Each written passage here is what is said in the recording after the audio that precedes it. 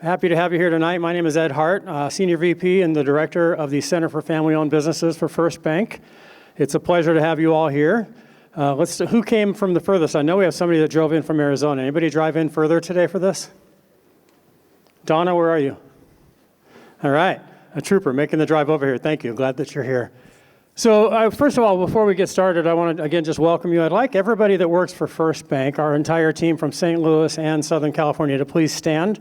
We're not going to go around the room and introduce you to them, but we hope that you'll get a chance to meet them tonight. This is really the team that put all this together. We sent a couple emails to them, and they're the ones that got the rest of you here. So thank you to everyone from the bank for your support. There's a few people from the bank specifically that I'd like to introduce to you. First and foremost, seated behind me, this lovely woman here. You'll meet her and hear from her tonight in a moment, so we'll save the big intro here in a couple of minutes. But Shelley Seifert, our CEO. We also have our Chief Banking Officer, Rick Sims, here from St. Louis in the back. Rick. Last thing I said in our staff meetings yesterday to our banking team was when I introduced you, don't clump. Standing right next to Rick, Chief Banking Officer from Corporate, Tim Fogarty. Good to see you both. And then behind them, my boss, our Executive Director for the Center for Family-Owned Businesses and Vice Chair for First Bank, Mr. Joe Ambrose. I encourage you to get to know this team. I've been with First Bank just under a year. For those of you who know me, you know this is the happiest I've ever been anywhere I've been. And it's a great place to work. And I'm not, about time, thank you. Yeah, I'm not just saying that because all the bosses are here, but I am also saying it because all the bosses are here. So a little bit briefly about First Bank. First of all, the most important thing, if you're drinking the wine tonight, you're drinking Deerberg wine. Some of you, I see Maranya nodding, she's been there. Jenny and Katie have been there, a few others here potentially as well. We'll be doing a family business symposium in October for 2 days. We'll be sending information out to all of you about that later, but it's going to be a pretty amazing event that'll cap with a tour of the winery, but we'll have great leadership, talk about family business legacy. You'll meet some family businesses that have been doing it for over 100 years, including the Deerberg family, which has owned First Bank since 1910. We are a fourth generation, 113-year-old privately held family business out of St. Louis, Missouri. I think we 80 or so branches around the country, half and half, Midwest and here in California. We're building our brand out here. It's growing. We've got an amazing team. You've met some of them already tonight. And this night tonight is really about all of you. We just honor all of you for taking time out of your schedules to come out and be with us on the first 80-plus degree day we've had in a while. Trust me, I know. And we're just so happy that you're here tonight. As I mentioned, the Deerberg family, Michael is our chairman, and he is the president of the bank. His sister Ellen Deerberg is also on the board. She also is involved in running the winery up in Santa Rita Hills, up in the Santa Barbara area. So that's just a little bit about the bank. What I'd like to do now, before we move into our panels, I'd like to invite Mark Foster. He's the president of Martin Aviation and the Lyon Air Museum, which you've had a chance to experience here for a little bit this evening, to come up and share a few words with us about the museum, about Martin Aviation, answer a question or two if you have one. If you haven't had a chance to tour over here, how you doing, name tag? You can do that. Also, the tarmac was open earlier. I hope a lot of you had that opportunity to go out there and experience that. That's pretty cool. So Mark, do you want to come on over? And I'll just hand you the mic, and I'll stay right here in case you run out of things to say. I'll ask you a question or two. Yeah. Mark Foster. Yeah. Well, thank you, everybody. First off, thanks for being here and listening to me for at least a couple of minutes. This morning, he sent me an email, and he said he has us down for 45 minutes. So I'm sitting there going, what am I going to talk about for 45 minutes? But anyway, I think we turned it down to 45 seconds, right? But anyway, so a little bit about Lyon Air Museum. I think most people here know who General William Lyon is, right? Yeah. Okay, there you go. So General William Lyon, and I'm gonna do this in really short because it usually takes 20 minutes, but I'm gonna do it in 2 minutes. General William Lyon, as a kid, World War II, very fascinated with aviation and wanted to go fly and fight, for his country. And he was initially unable to do that because he didn't pass a medical because he had a deviated septum of all things. So he was just heartbroken. So he went the civilian route, and the first thing they did is they trained him how to fly, and they sent him to Arizona to teach military cadets how to fly. Seems kind of weird, right? And then he was able to get into the Army Air Corps, ended up being part of the Ferry Command. So he's flying these kind of airplanes all over the world. So had he gone in the normal route, he would have ended up just flying like one airplane, and that would have been it. But instead, he got checked out in all these different airplanes, which led to a brief time as an airline pilot. And then later on, he became an Air Force reservist, and he ultimately finished up as the chief of the Air Force Reserve, which is the highest Air Force Reserve officer, and he served at the Pentagon for 4 years. So that was in the 70s. But backing up, during his time during the Korean Air War, he was flying these airplanes over here, the big green airplane, among other airplanes. But he also started a little home building business with his family.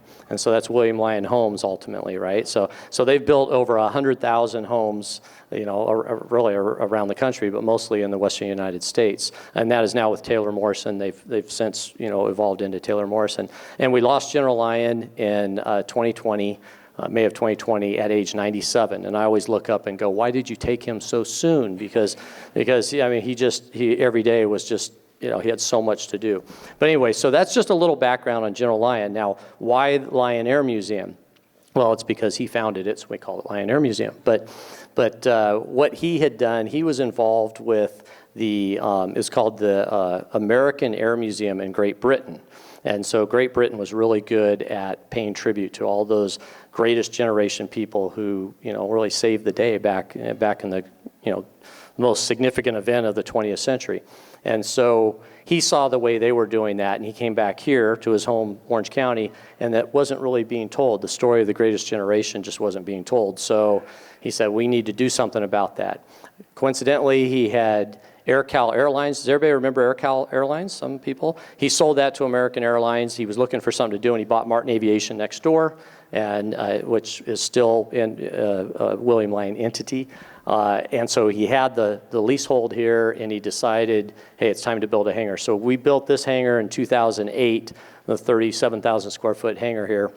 Opened in 2009, and our biggest thing, our biggest feather in our caps, I guess, is that, well, one, our docents. So our volunteers, you'll see them around here. I think you've climbed through the airplanes with them and so forth. These are the people that really bring this place to life. And so when you have time later on, hopefully Ed will, am I talking too long? No. Okay, hopefully Ed will.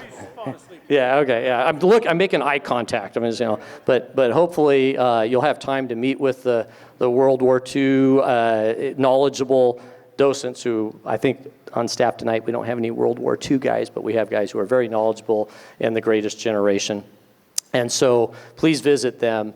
So they're really, you know, the thing that we are so proud of here. And the other thing is that we're part of the Newport Mesa, which is the local school district here, that has 60-something sixth grade classes that come through here every year. And they meet with our World War II veterans and our post-World War II veterans, and they learn about what we call the greatest generation. So that's what we're trying to do here, and we have General Lyon to thank for that, and we're just so fortunate. So. What's the coolest thing about your job?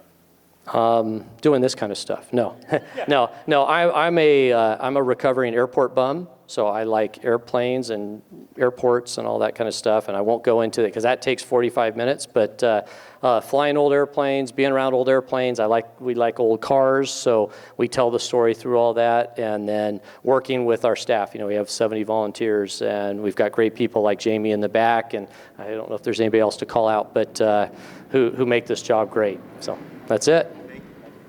Thank you very much, Mark. I appreciate it. Somewhere between 45 seconds and 45 minutes. I think you did well. All right, I'm going to get out of the way here, and I'm going to just briefly introduce to you our panel over here. You've gotten all the emails. You know a little bit about them, so I'll keep the introductions brief. Starting with my good friend Roger Kotch here in the middle. Roger worked for In-N-Out Burger for many years. I don't say the number because he doesn't look like he's been able to work anywhere for almost 40 years.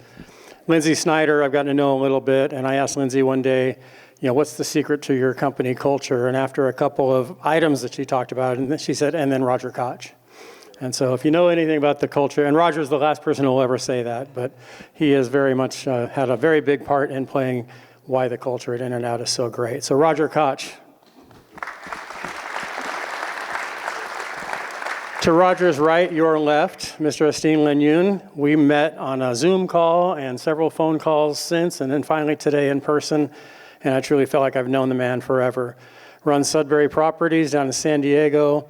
He's on the board with Dr. Ken Blanchard. He's just a saint of a man. You're going to hear his story tonight and the work that he does, and it's just a phenomenal human being. Estean Lenyoun. About 2017, for several years, we did a Family Business Hall of Fame at Cal State Fullerton. I know some of you have been to that. And I was looking for a speaker one year, and a friend of mine called and said, "Do you ever think about Dr. Ken Blanchard as your speaker?" And I chuckled like, yeah, like I could get Ken Blanchard to come to Fullerton. And a phone call or two later, and he was there. And he's just been a dear friend ever since. If you've ever seen the movie or read the book Tuesdays with Morrie, I'm not going to tell that story, but that's sort of who Ken is to me. A mentor of mine, a dear friend, someone I know I can call anytime. And occasionally he'll just call me too, and it's pretty fun. It's great to have a guy like Ken Blanchard in your corner. So Dr. Ken Blanchard. And our moderator for tonight, but she's not up here just to moderate. Her servant leadership background and story leading First Bank is remarkable. Her background in the banking industry and the leadership that she does as a non-family executive leading our bank, woman leading our bank. We had a women in family business event a few months ago, and Shelley was a big, big part of that, as were a few of you here. So our CEO, Ms. Shelley Seifert. And this is the last time you're going to have to hear from me. After the panel, Joe Ambrose will come up and say a few words to close us out. Thank you, Ed. Thank you. Well, thank you, Ed, for pulling us all together. Thanks to all of you who are here this evening. I think we have an incredible evening in store, starting with this unbelievable facility and then turning to three panelists who will inspire us without question, probably make us laugh a little bit, and educate us in terms of how to think bigger than we are. So we're really looking forward to our time together. As I think about servant leadership and all that we hear about it, it's really become a pretty commonly used term. And I don't know about you guys, but every once in a while I'll meet someone who defines himself as a servant leader, and you think, ooh, that wouldn't quite be my definition. So I thought maybe just to get us started, we'd talk a little bit about how these three extraordinary leaders define it. And Ken, maybe if we can start with you, because you have just a real holistic look at that definition. Well, first of all, what a joy it is to be here. My dad was my hero, and he retired as an admiral in the Navy, and I wanted to follow him and go to the Naval Academy, and I went down and took the physical, and I had flat feet, and my eyes weren't 20/20, so I busted the physical, and they didn't let me in. So then when I went to Cornell, I got an Air Force ROTC, and I busted that physical too, so I decided I was 4F. I was too fat to fight. And so got in another direction, but it's just always good to be around here and to honor the people that really protected this country over the years. It's really a special thing. With servant leadership, it's really interesting. When I started sharing that a number of years ago, a lot of people thought I was talking about the inmates running the prison or trying to please everybody or some kind of religious movement. They didn't realize that there's two aspects of servant leadership. First, the leadership aspect is about vision, direction, values, and goals, because leadership's about going somewheres. And that's the responsibility of the hierarchy. And if your people aren't clear on what they're being asked to do and what good behavior looks like, shame on you, because you're not a servant leader, because you got to be serving something. And while it's the initiative of the hierarchy, it doesn't mean that you don't involve people in getting that decision. But once the leadership part is done, now you turn the traditional pyramid upside down and you get to the servant part of servant leadership, and you work for your people. It's all about we, not me. I'll never forget, I won the president of the 7th grade in New Rochelle, New York, where I grew up. And I came home and I'm all pumped up and told my father. And he said, Ken, now that you're president, your leadership training begins. Don't ever use your position. He said, great leaders are great because people trust and respect them, not because they have power. He said, it's a myth in the military. It's my way or the highway. He said, sure, in battle, somebody's got to call the shots, but if you act like you're a big deal and you're men in non-battle, they'll shoot you before the enemy. So that was the beginning of my leadership training. So servant leadership is all about being really clear on what you want people to be doing and where they're going, and then working with them to help them. They don't work for you, you work for them. Thank you.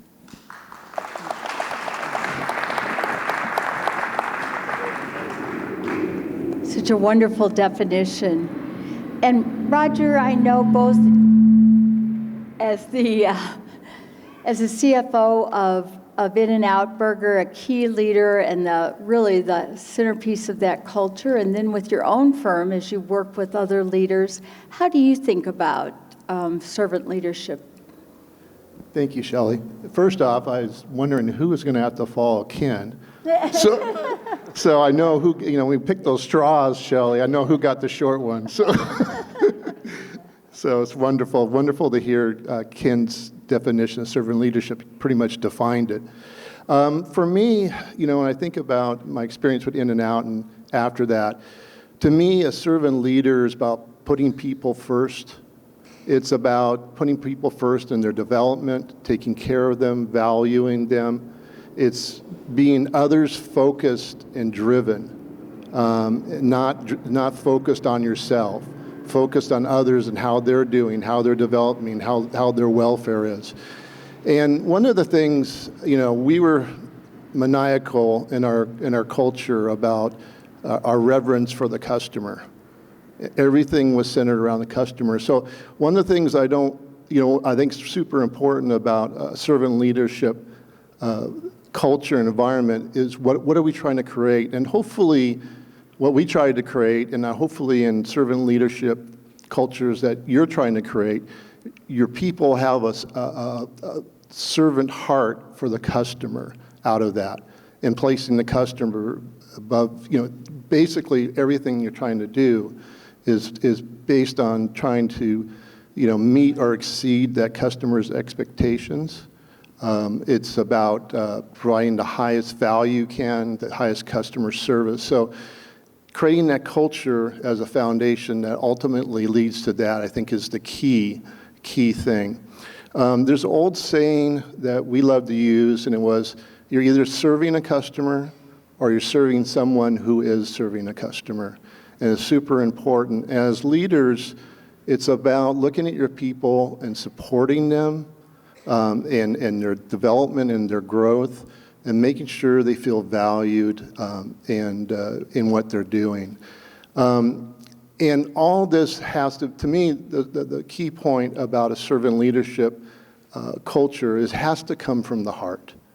It can't be fake. Your people are going to see through that in a minute.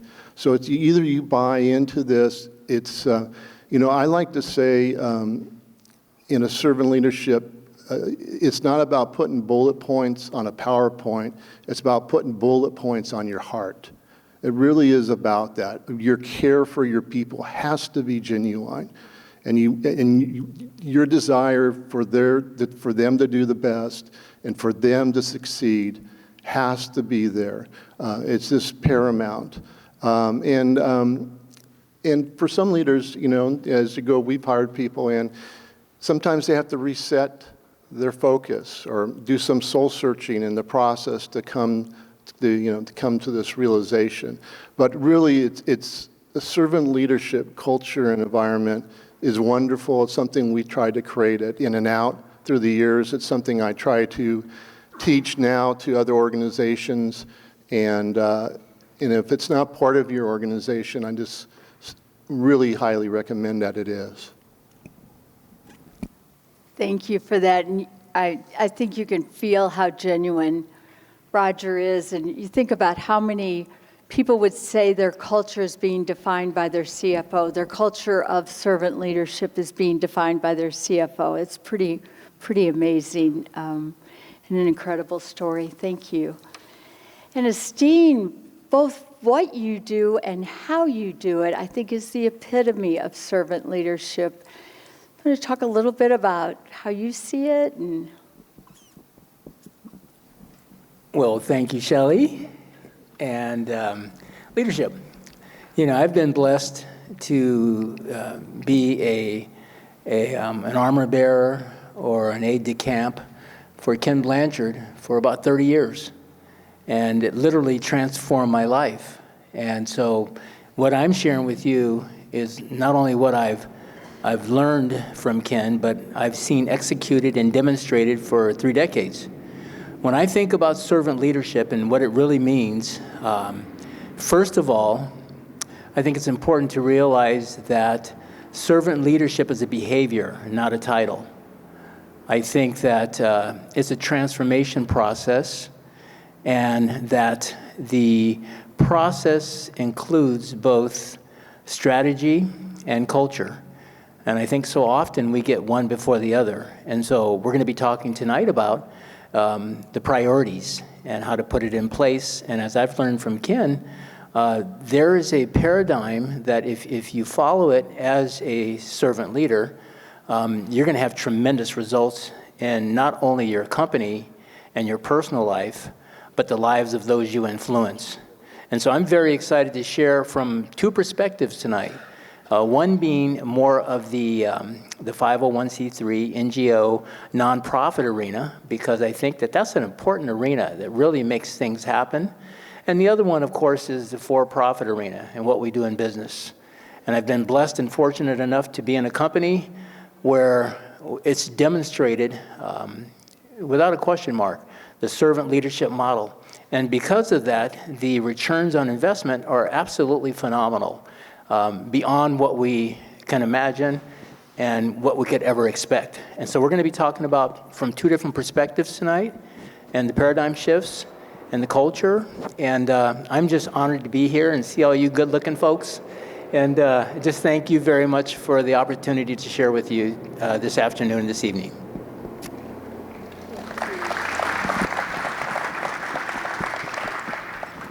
Thank you. We're sure glad to have you here and look forward to learning more.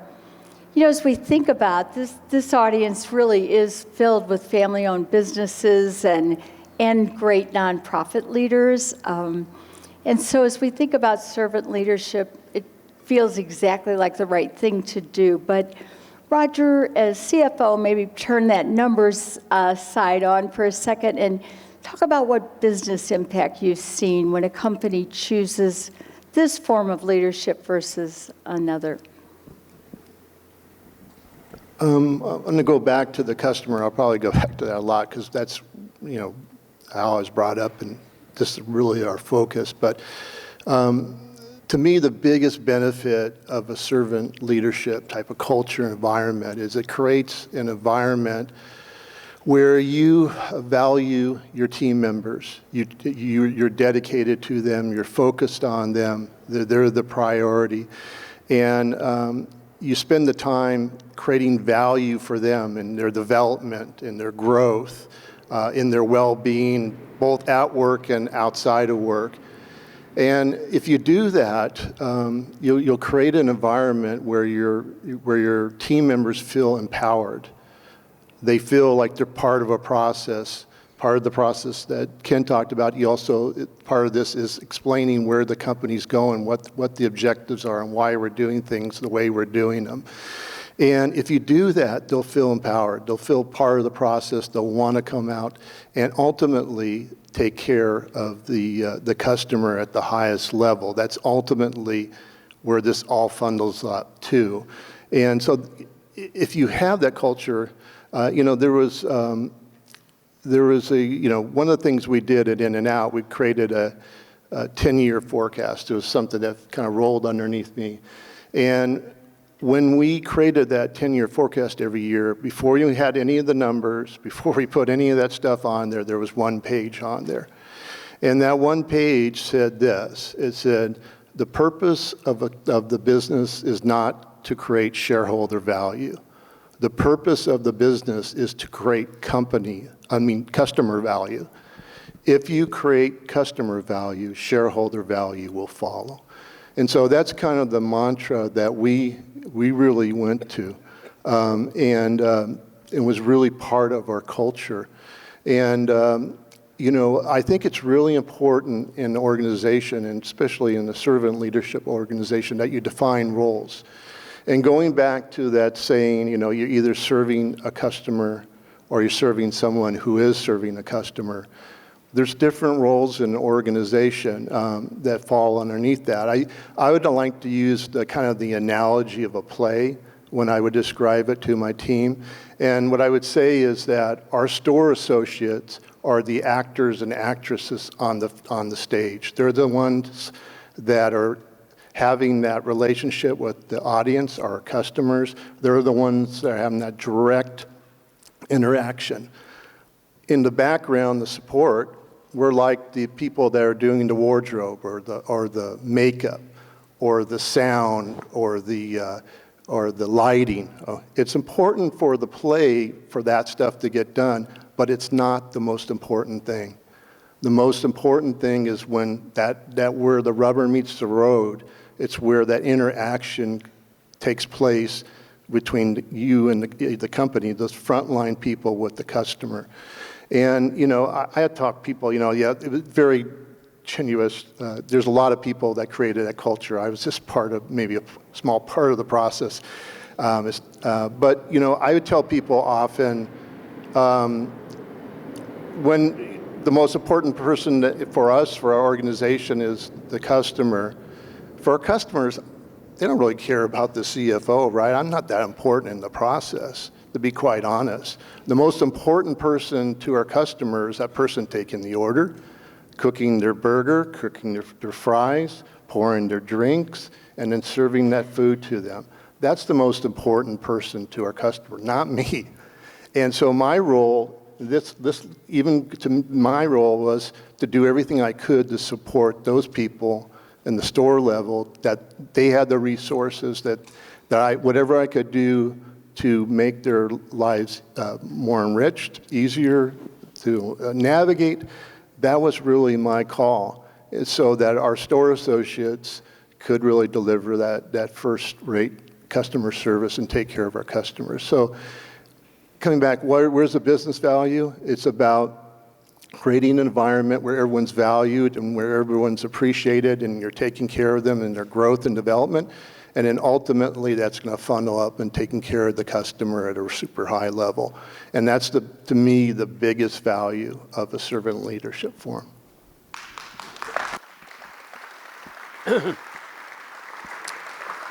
It's interesting what Roger's talking about, you know, because there's a lot of organizations that are run by self-serving leaders. And with self-serving leaders, they think all the brains and all the smarts are in their office, and they want everybody sucking up the hierarchy.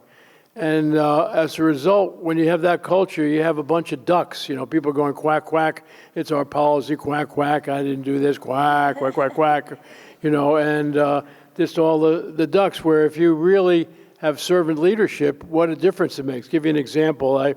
When I travel, I take my license and my passport and all with me. And one day I went off on a trip and I left all my identification on my desk at home. So I'm going into the San Diego airport and I got to get on a plane and I realized I don't have any identification. The only book I've ever written, I got my picture on the front cover, is one I wrote with Don Shula, the old Miami Dolphins football coach. So I went into the bookstore in the airport, and luckily they had a copy. And so I bought it. And the first airline I had to go to was Southwest. And the guy said, "Could I see your identification?" I said, "I apologize. I don't have a license or a passport and all, but how is this?" And I held the book up. And he shouts out, "This guy knows Don Shula."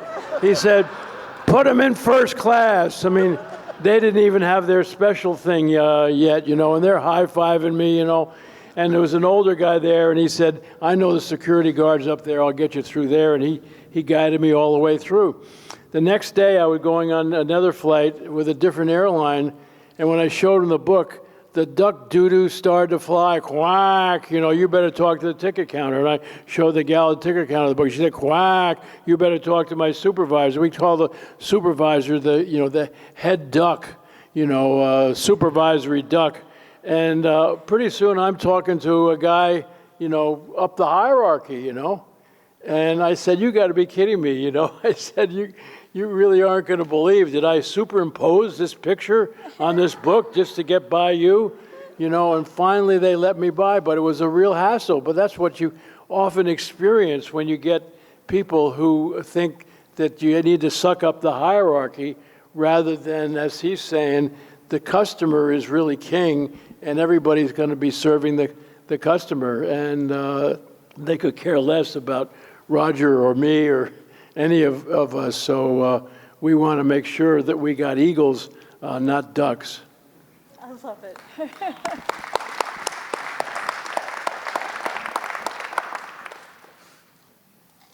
Estean, I think about how innovative your company has been. You know, today at lunch, Estean was telling us they're building 3D homes. I mean, how cool is that? I didn't even know what it was, to be honest. So, like, literally machines are bringing out homes. And you were talking about how you changed the way to think about fundraising for churches. Does that tie that culture of innovation? How do you see that linking together? I'd love to, and again, there's a couple different pieces we're going to talk about this afternoon, and the one piece is the for-profit on the development side, and I'm privileged enough to be a partner and have been I've been there for 17 years, and in our arena in San Diego, we've been very fortunate to have built the vast majority of, I'd say, well, I don't know if it's the vast majority, but in excess of 10 million square feet of retail and shopping centers and power centers, and we've been blessed to move on to master plan communities, and so I've watched the model just continue to grow, and the same thing with nonprofits, and we'll talk about. But first, I'd like to say that I think the key is, as Ken alluded to, it's really about purpose, people. And if you do those right, you get the profits, the 3 Ps. Our company in San Diego, we run a staff and actually teams. Our team members are about 100, a little more than 100.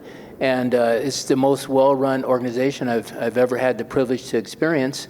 All divisions from asset management to property management to we're developers. And so we don't do construction because we're not that smart. But we do the entitlement, the acquisition, and all those types of things. And what I've noticed is that hope's not a strategy. You have to have a plan, a real plan. And as Ken eloquently said, you're either a servant leader or you're a self-serving leader. And so I think the first hurdle for, and at least I know for myself, was to figure out if I was a servant leader or was I a self-serving leader. And the unfortunate part is I figured out I was a self-serving leader, not a servant leader. So the process and the shift for me personally was to figure out what was really in my heart and what was the driving force behind anything I got involved in. I was fortunate enough to be involved with institutions and Wells Fargo and this and that, and kind of a lot of nonprofits and different things for the last several decades. And one of the things I saw is that, you know, these organizations do just great work. They really have the boots on the ground. They know what to do, and they know how to get it done. The issue became a lot of times they did not have the expertise on their board of directors, and they didn't have some of the tools they needed in order to really execute their strategies at the level they needed to.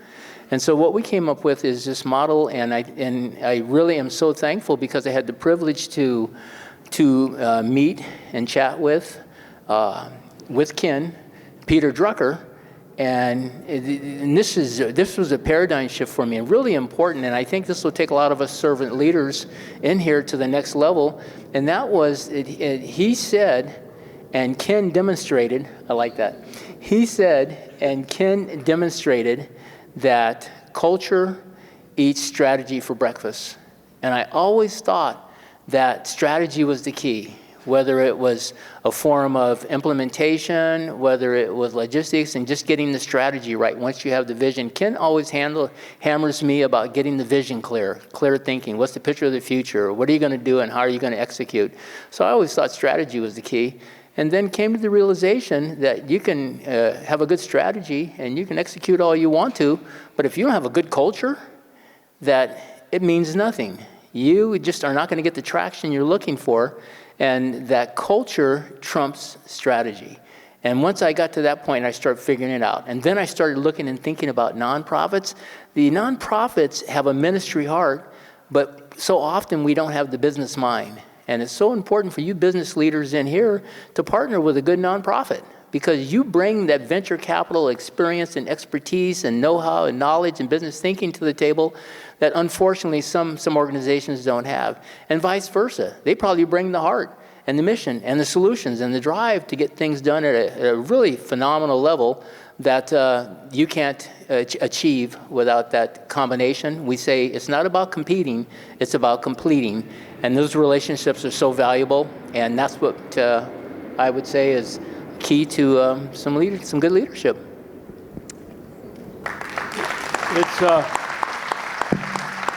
It's interesting when we're talking here about are you either a servant leader or a self-serving leader, and the big question is, where is your ego? And because that's what keeps you self-serving. And ego stands for what? Edging God out and somehow thinking you're the center. And there's two ways that our ego get in the way. One is false pride, where you have a more than philosophy. You think you're brighter than, you're smarter than, and all.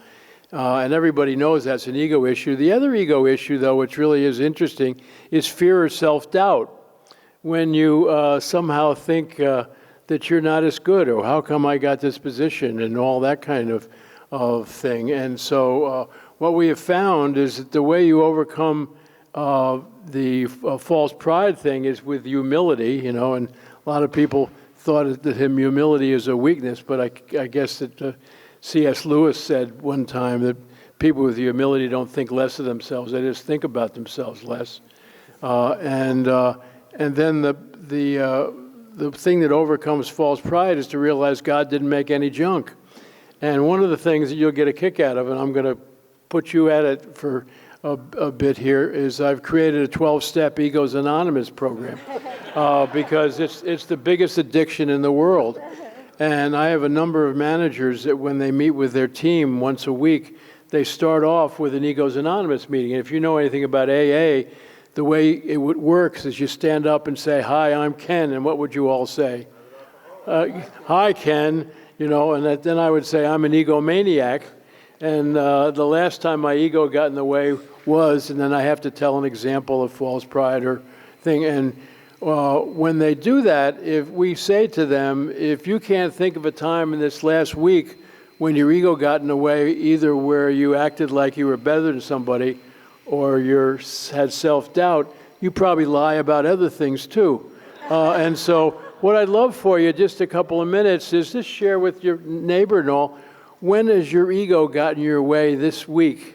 And we either with false pride where you kind of got a little huffy, or with fear. And if you're a liar, then just stand up and we can all cheer you on. But why don't you just chat for a little bit about where your ego got in the way this week for you?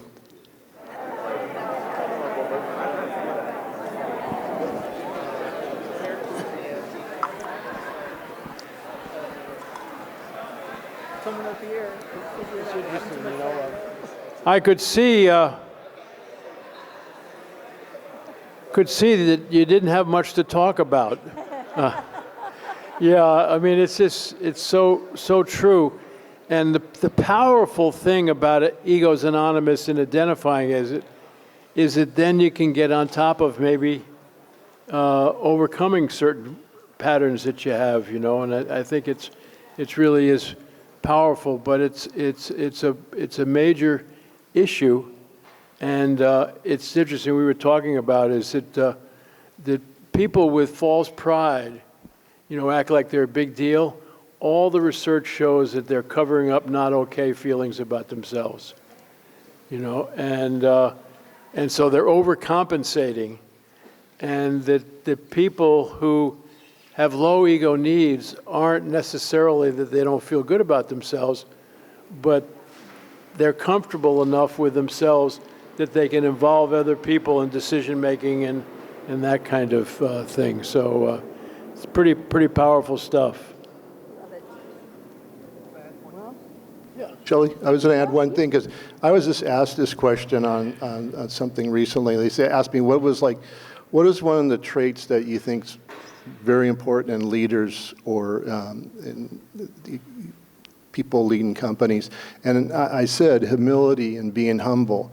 And I said that because it allows you, there's a couple things I shared that I think piggybacks on this with Ken, but it allows you to be willing to be able to listen to people. It allows you to be willing to admit that you made mistakes and make mistakes. Allows you to be willing to change if you see a better idea or a better thing coming down. It allows you to be much more approachable.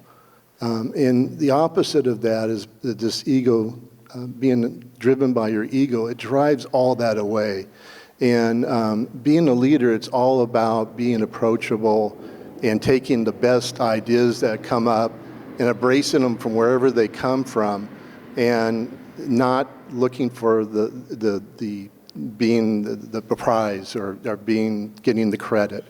And so I love the comments, Ken, and I totally agree with that. Estean, you want to add anything to what we've been saying? I'm not going to let him sleep because you got to watch him. Well, I figured you all came to really hear these goats up here.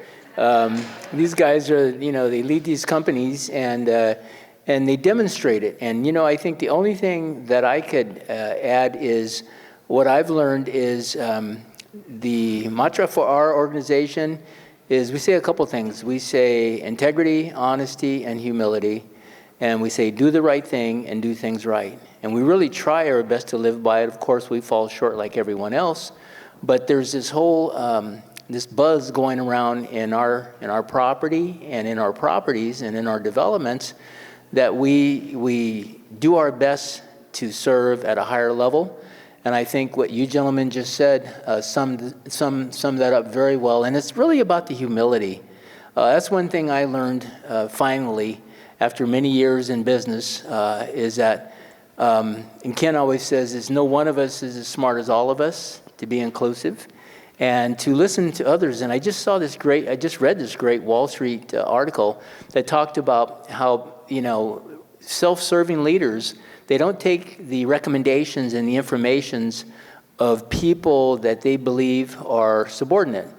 And really the real reason was when they ran a bunch of surveys is because they were threatened that person could end up taking their job because their recommendations and their insights were super valuable and correct.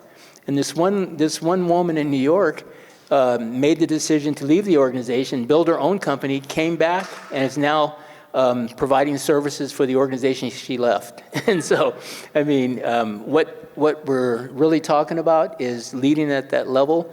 And it's really about humility. It's just being honest with ourselves about other people have great ideas and great insights, and there's no one of us is as smart as all of us, and just really resonating with the people around us and not being competitive. I like to say we don't compete, we complete.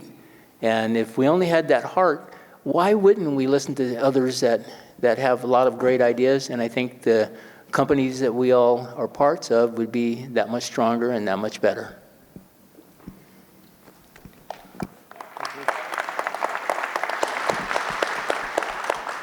Thank you.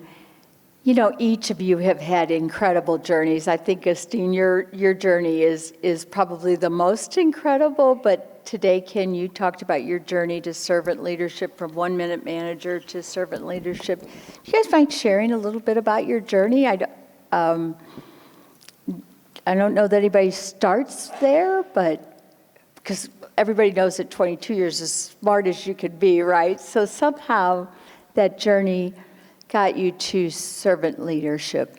I had the great opportunity. My first teaching job, I was at Ohio University in Athens, Ohio, and Robert Greenleaf was a friend of Vern Alden, who was the president of Ohio University at that time, and he came for a weekend, and I was working with all the student leaders, and they invited me to spend time with Robert Greenleaf, and he's considered the father of servant leadership. And just spending a weekend with him was, wow, that was really pretty powerful and got me just thinking about that and growing in that. And so that's how I really started quite a few years ago and trying to develop a way to explain servant leadership that people could really buy into it. But as Roger's saying, what a difference it'll make in terms of the performance of your people and your organization, and it's all because of the customers. Without customers, we don't really have a reason for being in business. And it's not about you, it's about them. And how do you really get to serve them in a way that really makes a difference? So that's how I got into it through the kind of the father of the whole thing. What an amazing human being he was. Yeah.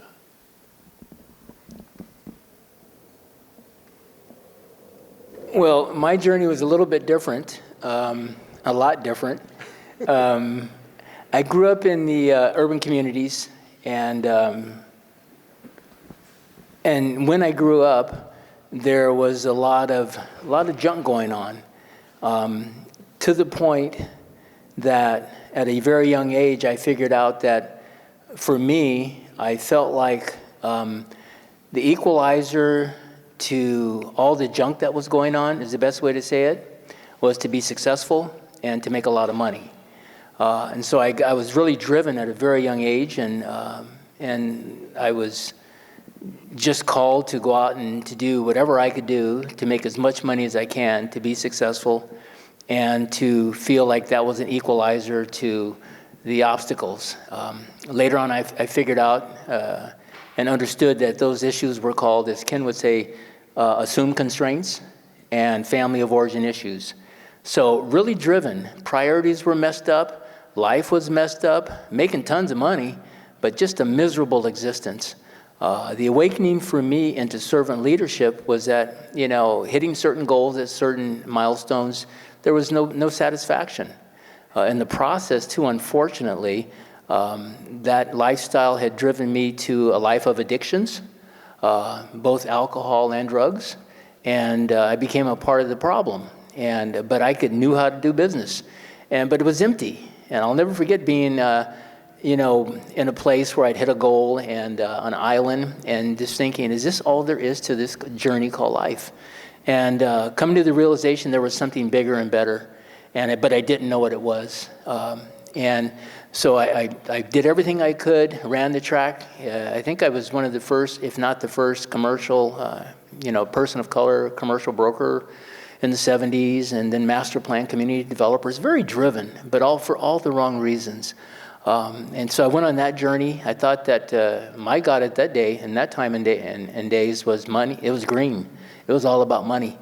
And not until I met, actually Ken was a part of that team, and Rosie Greer, and a guy named Bob Buford.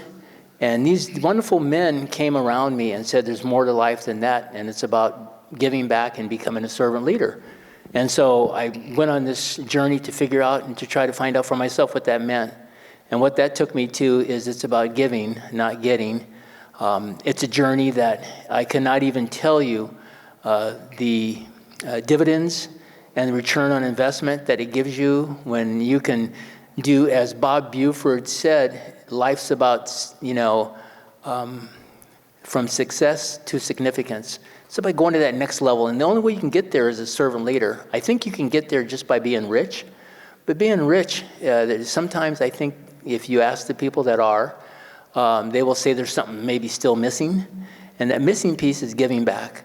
One of the reasons I really enjoy talking about the family issues and the family and banking is because what I figured out when I went back was that the urban communities and the people in those communities, they're family businesses.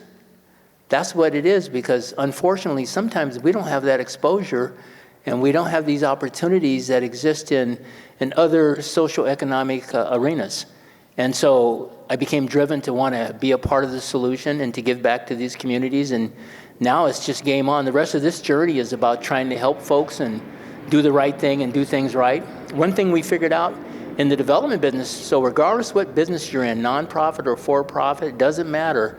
There's some sweet spot that's in your heart that's telling you this is something that I can contribute in a meaningful way to transform this community. For us, it was through real estate and development. So we figured out that if we were able to provide services and goods within urban communities in the form of retail, shopping centers, national grocers, bringing in companies that normally wouldn't come in to provide not only their goods, but also their services, and that means jobs. And so we've been on this run with, redevelopment to try to help transform literally communities. One of Ken's big dreams and goals, and he's been working on for some time, has been to create a servant leadership city.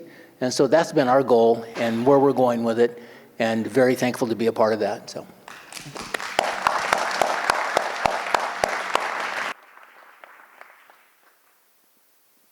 I'm not going to go way back, but my dad was, I look around here, my dad was a World War II navigator, 20-plus year military man. We spent the first 4 years of my life in France in an Air Force base with my brothers and sisters.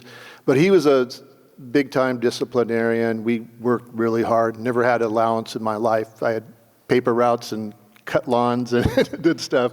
And he built into us a real strong work ethic. It wasn't an easy childhood, though. It wasn't a lot of love and hugs. It was a lot of, other stuff. But it helped. It's all part of the package that helps you to get to where you are, if you look at it in that way. And so I look back on it positively there. When my transition to In-N-Out, when did I go there? In early 80s, I worked for a large local CPA firm in the San Gabriel Valley, and In-N-Out was our client, and I was put on, we just got it, and I was put on as the supervisor. They had 25 stores at the time, and worked on that for a couple years, and then in '84 got hired on to run the accounting department when we had all of 32 stores. And was lucky enough to work with a gentleman named Rich Snyder, who was one of the sons at the time. And we always called him the Walt Disney of the QSR market, because he had all these ideas and all these things. He transformed my life.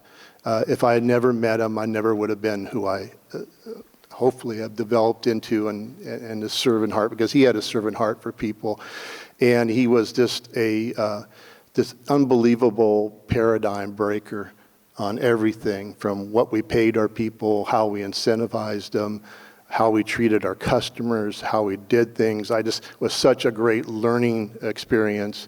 And unfortunately, he died in a plane crash in '93. And so his other brother came back, and I was blessed enough to work with 3 generations of the family. And they've continued what Rich kind of built and established, that love of people. And Lindsay now, who I knew when she was born, and now she's 40-plus years old and running the company and doing a tremendous job, by the way, and I'm so proud of her. And she has that heart for people and that love for people. And so the journey, I feel blessed. A lot of times it's just being in the right place at the right time. I was blessed to fall into the job I did at In-N-Out, and to meet the people I did, and to kind of transform my life and my perspective on how to treat people and how to value people. So that's it. Thank you. I think, Ken, everybody looks at you and assumes you were born great, but you too talk about great mentors who came into your life and really changed your life. And it's such a great reminder for all of us that being a servant leader is not only about your employees, but looking beyond that and making a difference. Mind sharing a little bit about your story of how you got into business and into California? Well, first of all, let me say I was very blessed with the mother and father I had. My mother always said to me, don't you act like you're better than anybody else, or don't let anybody else act like they're better than you. God didn't make any junk. There's a pearl of goodness in everyone. Dig for it. So as I said, I become a digger. And we came out here to San Diego. I was teaching at the University of Massachusetts for 1 year sabbatical leave to work on the 3rd edition of a book I had written with Paul Hersey. It was a textbook called Management of Organizational Behavior. And when I came out here, I ran into a group called the Young Presidents Organization, YPO. And they asked me to do a couple of sessions, and they got all excited about what we were doing. And they said, what are you doing at the end of the year? I said, we're going back to the university. And they said, no, you're not. You're going to start your own company. And we said, how can we do that? We can't even balance our own checkbook. And they said, we'll help you. And 5 of them became our advisories and just helped us get going. And it's really been a blessing. And now to have our kids running the company and all. But the reality is that if you're out there making a difference for other people, then you win too. And so I think that's what's really helped us along the way, is to help people get out of their own way. And I hope you all start, having Egos Anonymous meetings at the beginning of your sessions, and find out who the liars are that work for you. But it's really kind of fun to get in touch with that.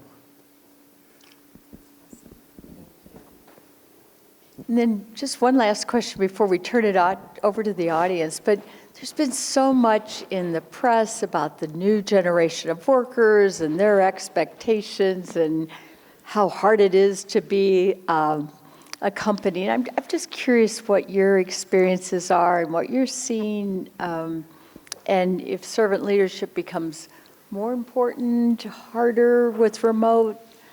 What are your experiences? My experience with the young people is that they hate the hierarchy, and they don't want to work with somebody who wants to suck them up. And they don't want your job, but they want to be a part of the thing. So we've moved from top-down leadership to collaborative leadership, which is what they really like. And I think they're really forcing us to look at different ways. Have you found that, Roger?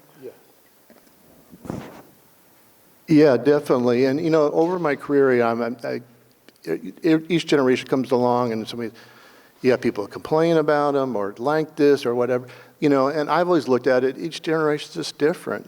They've come through different circumstances. It doesn't mean it's right, wrong, or whatever. It just means it's different. And being open-minded and embracing different perspectives and ideas is the way I like to approach it, And I have a 27 and a 30-year-old, so I have kids in that kind of that generation, know their friends, and I think they're really neat. I think they have a lot to offer. They have a different perspective. In a lot of ways, it's better, to be honest with you. And, for me, what I would say is that I think servant leadership is as compelling and relevant as it's ever been. If you think of the tenets of servant leadership, it almost checks off all the boxes of what Gen Z is looking for. I look at a supportive environment in their growth and development, caring environment, not only for them as a team member, but outside of work. Communication, open, willing to listen, willing to exchange ideas, transparency, wanting to know where the company's headed, where their job's headed, what's expected of them, and then being part of the process. They want to be part of something. If you look, a lot of times people want to put pay up there, and every employee survey I've ever looked at, pay has never been number one. It's an important one somewhere but it's never been number one. It's about being in a supportive environment, being valued, being appreciated. All that stuff is rises to the top. So I think in this generation, I think servant leadership is, and on top of that, I would say, what I hear a lot from my clients, a lot of them in a lot of industries are struggling with attracting and retaining talent, right? That's the common theme you're hearing out there. Well, a lot of times that's because the environment, the culture isn't right in the organizations. And I think the servant leadership culture is perfect for attracting and retaining talent and people in the organization because they feel part of something. And I think it's a real solution. And I always challenge people to relook, even though you may think you have a servant leadership structure or a culture, it may not be there. It's always good to reevaluate and relook at it. And if you're not there, I would embrace it because I think it has a lot of benefits. Well, some time ago, on some of the training that you let me go through, Ken, at his corporate global offices, there was this paradigm, I think it was the inverted pyramid. And the inverted pyramid, that was when I got an aha and the lights went on. And it was when I came to the realization that he was Moses' least. It's taken the paradigm, it's taken the pyramid and turning it upside down. If you're the boss, you should be supporting your people. They're not there to support you. And old school, we all know, old school is, if we're the main person, they're going to do what we say, do it the way we want it, and do it when we need it. And we're just, it's no longer applicable for successful businesses. Some companies have figured it out. The In-N-Outs, the Chick-fil-A's, they figured it out. They said, you have to take these young people, invest in them, and love them. And I think the old days of really, being in the corporate office, closed door, those kind of days are behind us now. These young people want to know that they have access to you. They're brilliant. These are digital natives that they've forgotten more about technology and working these spreadsheets and everything else than we'll ever get our arms around. And we need them. We need those young analysts. I'm watching them and I'm in awe. And I find that if you build that relationship with them by spending a little bit of time with them, they will do whatever you need them to do, whenever you need it to do it, and they'll get the job done. Now, they may do it in their own way and in different locations, the way they want to do it, but they'll get the job done, and they're brilliant. And so I think that the key is to recognize and respect. I think in any business that we're in, if we're not on the floor, and whatever that business is, and mingling with our people and letting them know how much we care, then we're missing major opportunities to develop not only them, but their peers, and also the people that they influence. There's a big opportunity with these young people that are amazing, brilliant, ready to go, and unfortunately sometimes we just don't love them unconditionally and treat them that way. We're old school, and I'm the biggest offender of all of that. So if we can come to grips with that, like Ken says with the Eagles Anonymous, and deal with it from a different perspective, watch what you have and watch the explosion in your company and your organizations and the work that you do. And lastly, I just want to say, when Roger, and you were talking about your upcoming, I didn't know, Shelley, when you asked, if we could share a little bit of the story, I didn't know to what degree I could go, but Roger was talking about he had a really tough upbringing, right? Kind of very serious and loving, but very serious. Hey, you know what? I grew up in a house that was so small, the mice were hunchback.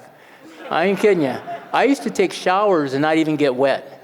And so it's, it's a rough journey here. So, but the key is treat these guys, and the other thing too, really is kind of crazy. We have to say it, is have humor with your people and really let them know you care, and just be there for them, and you will have a dynamic workforce that can transform the profits, the culture, and the lives of those in your company.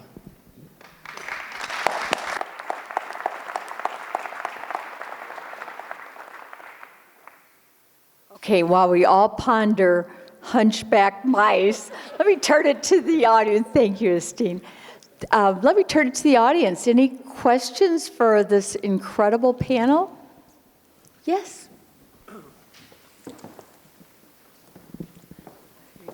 Thank you, Shelley. My name is Hal Bastian, and I'm from downtown Los Angeles, and thanks to Jen Foster for inviting me, and I've really enjoyed listening to all of you. My question is working from home and not coming to the office. I've been a big part of the downtown renaissance for 25 years, and the pandemic really has hurt us because people are working from home, and that means they're not going to the restaurants and they're not going to the small businesses. I understand they're not going to come back 5 days a week, but can we get them back to contribute to our community? And I think psychologically it might be better for us.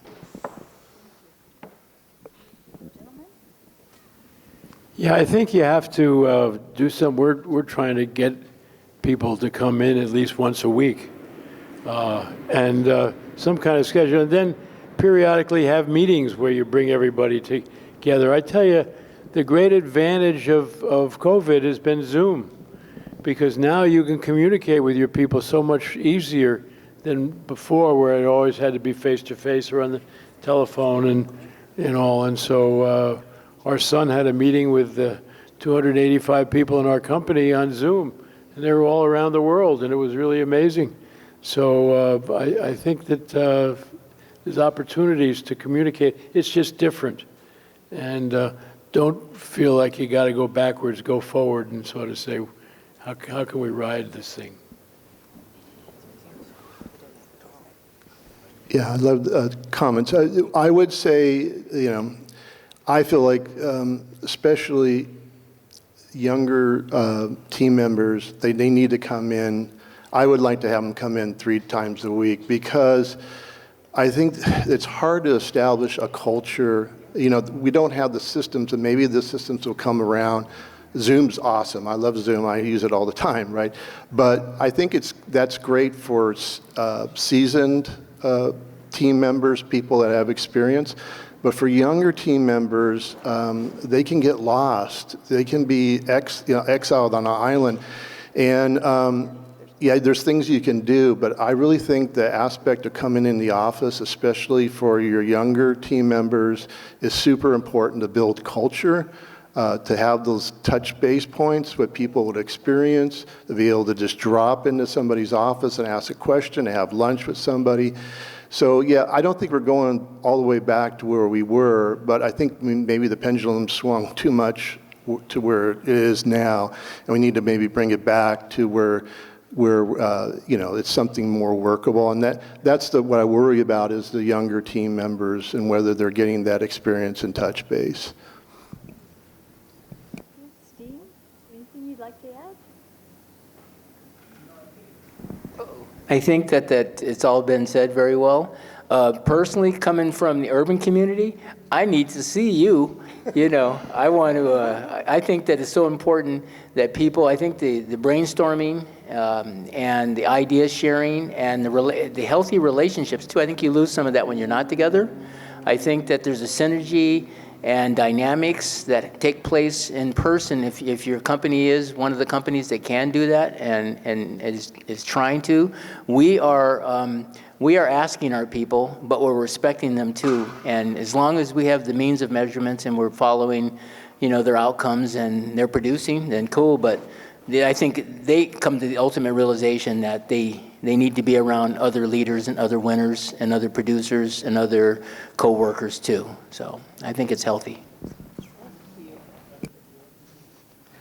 Thank you, gentlemen, for sharing your wisdom tonight. I've gotten some great takeaways. My question is, coming from the vein of servant leadership, how do you translate servant leadership tactics into increasing representation, diversity, equity, and inclusion in your workplace, particularly targeting underserved communities and women?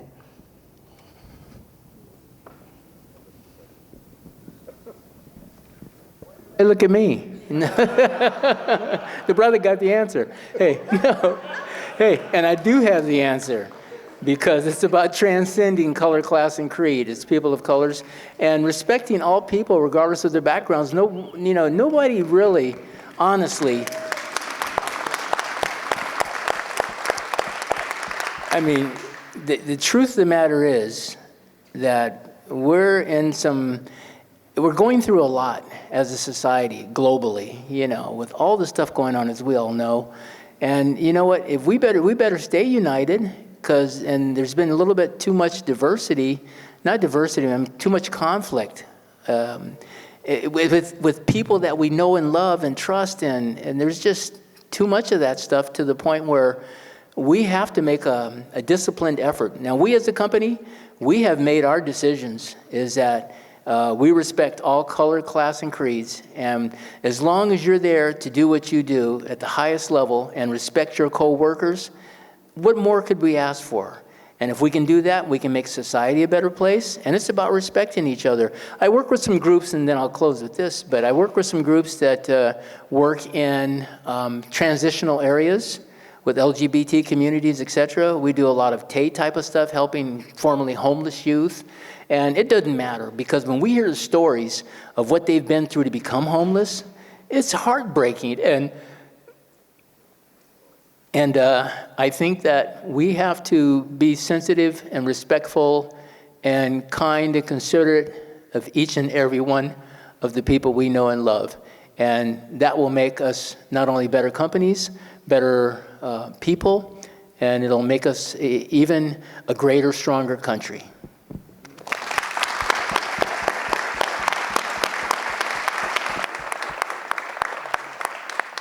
I was just going to add, that's beautiful. I mean, I've just gotten to know Estean, and he's just a beautiful human being. And I would just add that, you know, servant leadership doesn't have any race, creed, color to it. It's about helping people of all walks of life, and it's about lifting people up and valuing them where. And my microphone's still on. And so you said it beautifully, but I just wanted to add that.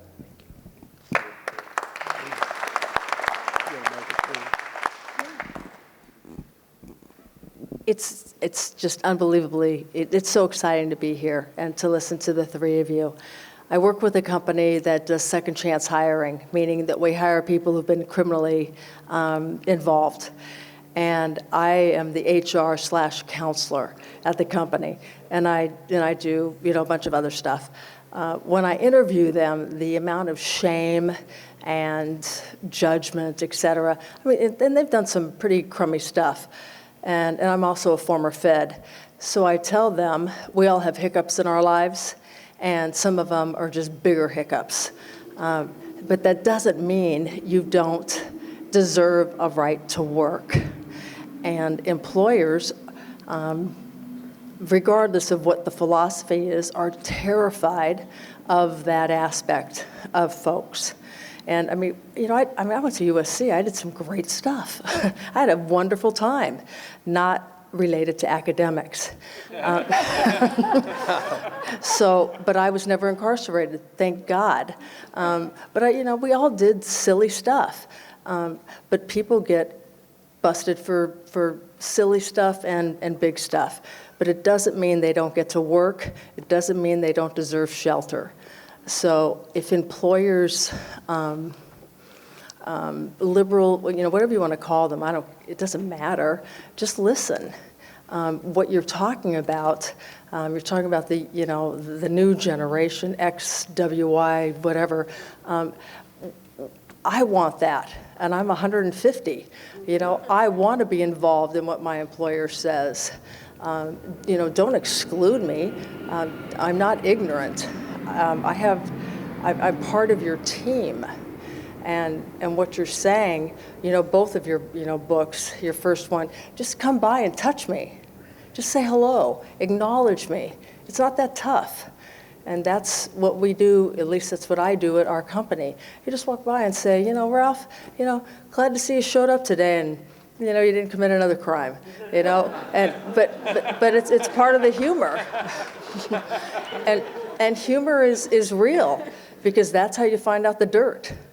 And they tell you the good stuff, and that's how you get to help. So sorry that I'm a preacher, but I just had to, when you talked about the homeless, that's what we do. So thank you.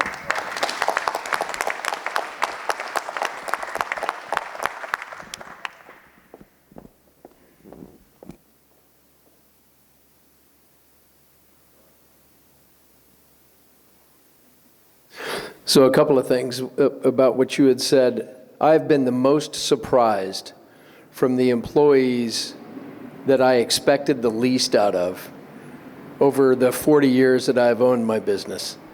And I encourage everybody in this room to take a chance on people that may not fit the criterion perfectly or tick every box, and you just watch. You're going to be surprised. More times than not, I've been surprised. And I would like your comment on the next thing that I'm going to say. My two worst moments being a business owner and having hundreds of employees over these 40 years is when I have to fire somebody. I just hate that. And when somebody comes to me and says, Mike, I'm giving you my 2-week notice because I've been offered another job and it's a great opportunity for me and my family. And that I didn't have something at the moment that I could move them into. I'd like your comments on that. I think, first of all, you don't ever fire people. You just share them with the competition.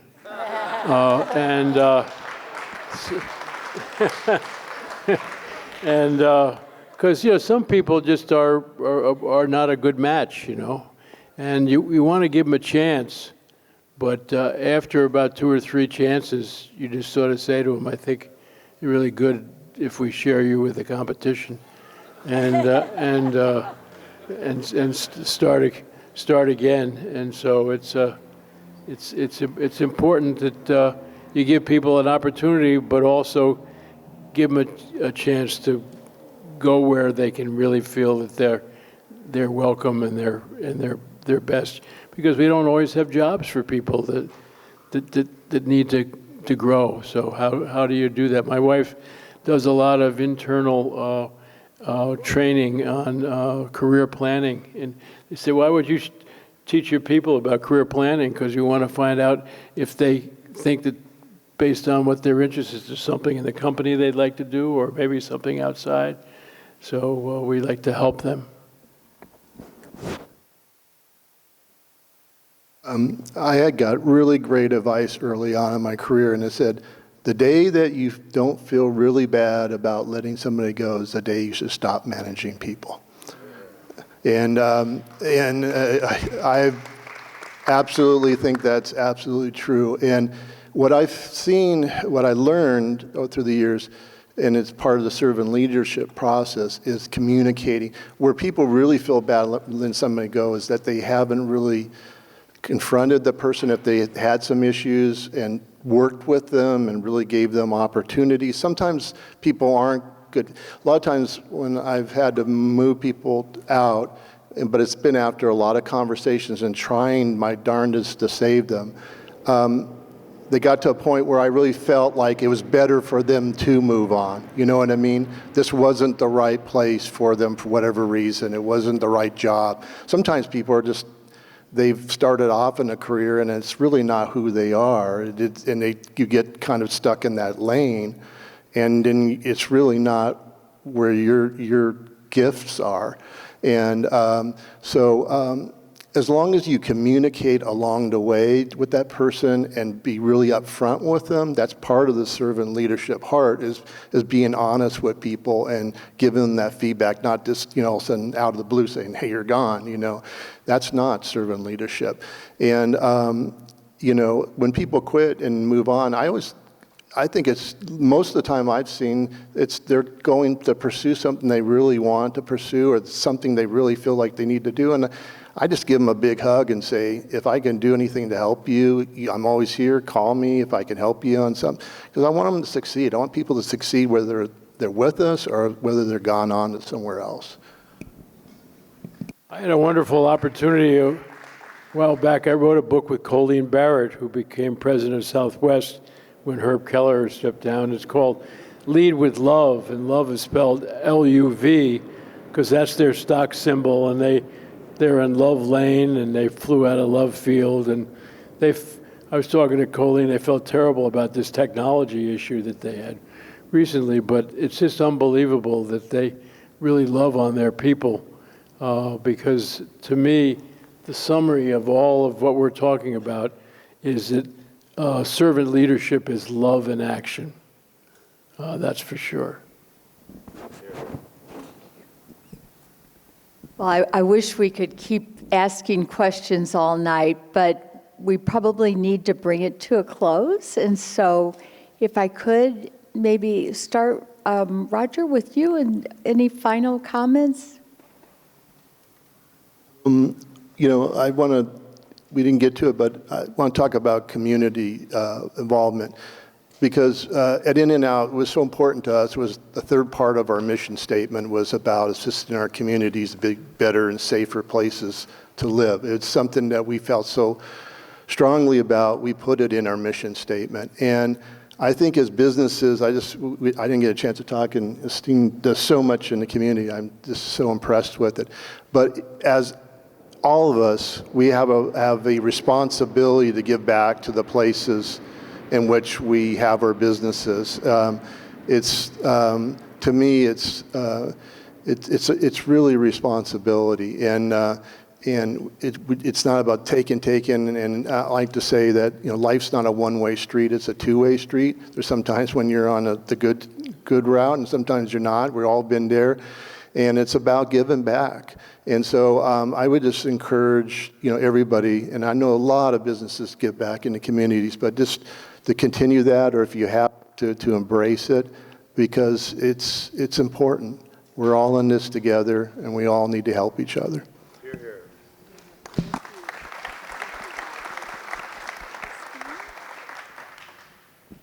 The only closing I would have would be to thank each and every one of you, and I'd really ask you to look into your hearts and think about what you can do at the next level within your own organization, and how can you influence more people in your organization to become servant leaders. And one thing that I've learned over the years is that it's not about proclamation and just talking to people all the time and trying to tell them what to do and be in a certain way. It's about demonstration. It's the way you live your life. It's the aroma of your flavor and the way that you treat people. And give it a shot. Do your best and commit the rest, because you'll find out that your community, your company, your life will be transformed, and the people that you touch will have a much better life because of the way that you treat them. Love each other, and I hope you really do the community work. Find something you're passionate about and give back, because all of you have been given so much. And just thank you.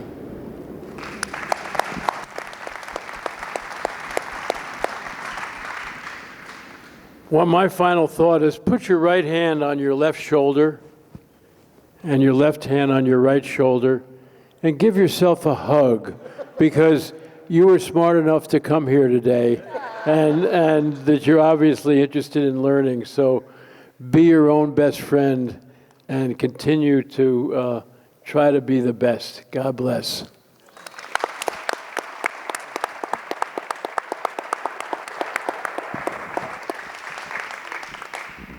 What an incredible group of leaders, and we can't thank you enough. Your presence here has been a gift, an inspiration and a gift, and I think all of us will leave here tonight thinking about how we can try to make some of the difference in the world that each of you has made every single day. So let's give this extraordinary panel another round of applause.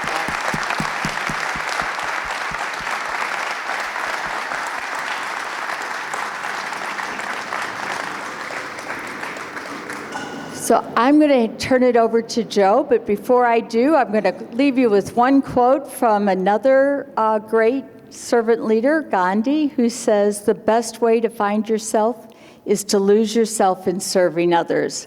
Look forward to your great service. Thank you, Shelley. Thanks to our great speakers. Before we wrap it up, a round of applause for Kathy Knopp, our executive assistant who put this party on. Thanks to the people that served us the food and drink this evening. It's great for them to be here. Thank you. And I'm going to go out on a limb and assume everybody here strives to be great servant leaders. And you came here tonight to take your game to the next level. So I hope that Estean, Roger, Ken, and Shelley help you get to that next level. Have a great evening. We've got little dessert trays and coffee over there. You do not need to run off. We still have wine left. Thanks, everybody, for being here.